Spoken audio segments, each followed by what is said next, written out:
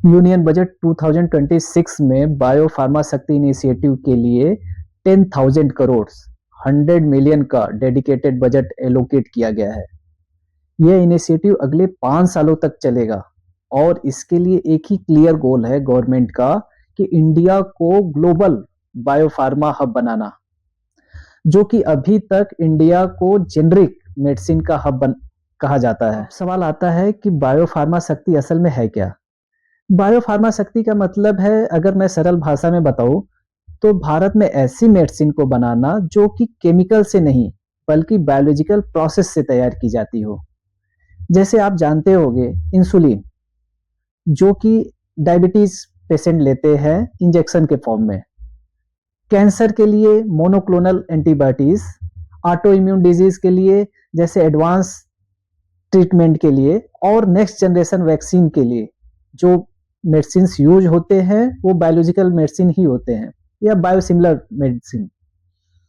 सरल भाषा में कहूँ, ये इनिशिएटिव भारत को फ्यूचर मेडिसिन की ग्लोबल हेड बनाना चाहता है।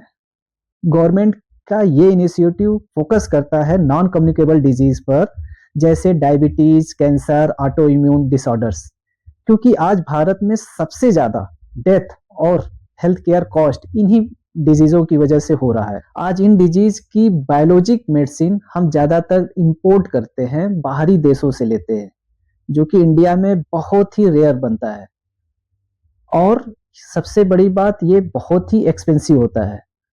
बायोफार्मा शक्ति का एम है कि इन मेडिसिन को इंडिया में ही डेवलप और मैन्युफैक्चर किया जा सके।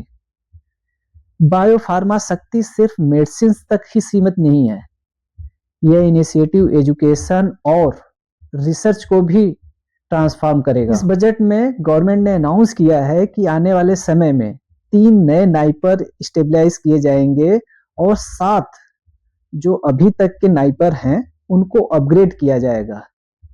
इस इंस्टीट्यूट में advance Biopharm lab, industrial oriented training और हाई लेवल के रिसर्च फैसिलिटीज होंगे, जिससे कि इंडस्ट्री और इंस्टीट्यूशंस को डायरेक्ट फायदा मिले और स्टूडेंट को रियल इंडस्ट्री रेडी स्किल मिलेगा।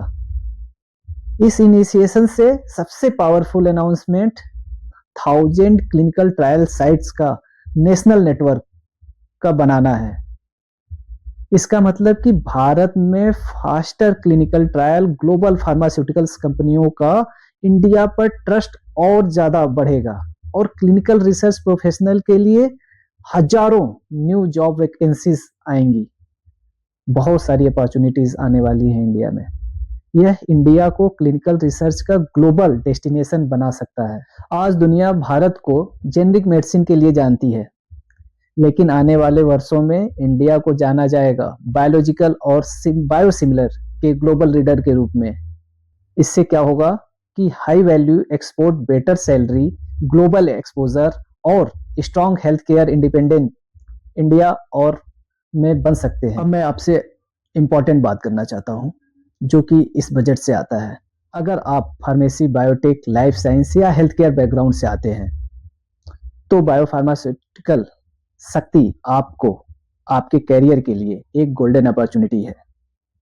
बायोफार्मा में डिमांड बहुत ज़्यादा आने वाली है, रिसर्चर्स की, मैन्युफैक्चरर एक्सपर्ट की, रेगुलेटरी प्रोफेशनल्स की, क्लिनिकल रिसर्च स्पेशलिस्ट की और प्रोडक्ट मैनेजर और सेल्स एक्सपर्ट्स की। तो आप सोच सकते हैं इसका फ्यूचर एंड स्कोप इन 5 सालों में कितना ज़्यादा आने वाला है। बायोफार्मा का रोल जेनरिक फार्मा से ज़्यादा स्किल ड्राइवर होगा, क्योंकि इस फील्ड के एक्सपर्ट बहुत बहुत कम अभी उपलब्ध हैं।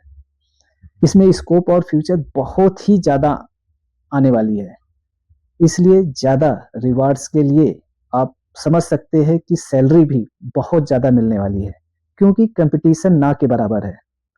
अब सभी कंपनियां बायोफार्मा और क्लिनिकल ट्रायल पर इन्वेस्ट करेंगी, जो कि एक्सपर्ट्स की भारी कमी है। आने वाले 5 सालों में सिर्फ डिग्री रखने वाले पीछे रह जाएंगे, अगर वही लोग जो biologics, biosimilars, regulatory science and clinical research को समझेंगे। बायोफार्मा शक्ति एक क्लियर सिग्नल है फ्यूचर डिसीजन का। अब भारत का एक और हेल्थ केयर इंडस्ट्री, जो कि बायोफार्मा के रूप में फ्यूचर होगा। अगर आपको इस फील्ड में कैरियर ऑप्शंस या फिर एज ए स्टूडेंट आपको कोई क्वेरी या हो तो आप कमेंट करो और मेरे टेलीग्राम ग्रुप को ज्वाइन करो, जिससे कि आपको कोई भी क्वेरी हो उसका हेल्प मिलेगा। नेक्स्ट वीडियो में हम बताऊंगा कि बायोफार्मा में कैरियर और उसके road map, required skills, fresher के लिए एंट्री स्ट्रेटजी। इसके लिए चैनल को सब्सक्राइब करिए और लाइक करिए, और कुछ भी हो कमेंट में दीजिए, मैं आपको की क्वेरी को जरूर जरूर सॉल्व करूंगा। चलो भारत को एक समृद्ध और हेल्दी बनाएं, उसमें एक कदम और साथ चले। धन्यवाद।